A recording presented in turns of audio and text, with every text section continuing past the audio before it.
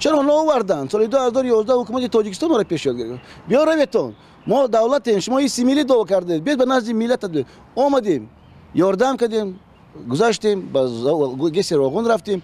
امروز چی لازم بود؟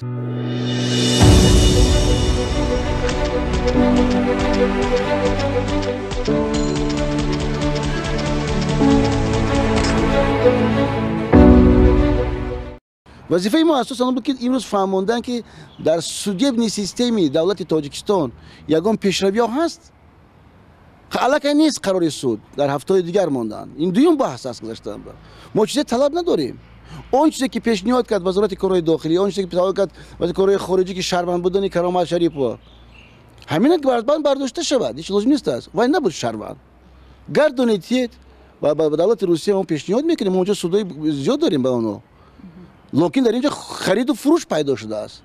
مثلا وقتی یک اسپیشالیست میبیاد، کادر میبیاد، یوریست میبیاد از یک کارخانه، باید ما یک باید نظر نماییم یا حلاوت بریم.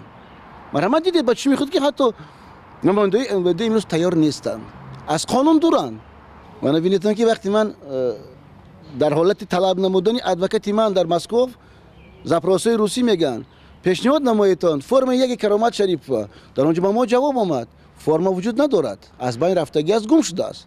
امروز فرم یک پیدا شد، کرامات شریپوف شهروندی ندارد. من نه شهروندی دارم، نه اویله من دارم، نه نبیره من دارم، نه کودک من دارم.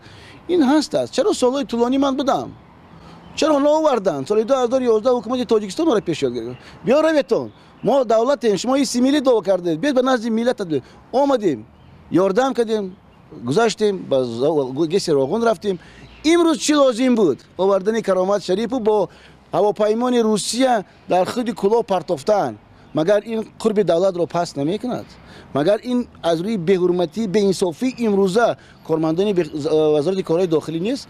انتظار میشویم، لکن در هر کدام حالتی باشد چی برده نشود. من دولت رو میگیرم، هم که باخت یا که برد میگم ما برای من فرقیت هم نداره. چون که در حالتی گفتن که من شهروند تاجیکستانم، تاجیکستان از خود استقلالیت خود باید داد. چون که با یک چی گفت بزنیم، یک ضربه‌ای بیرونه ترساندن از روسیه تاجیکستان گفت اینو امضا کن.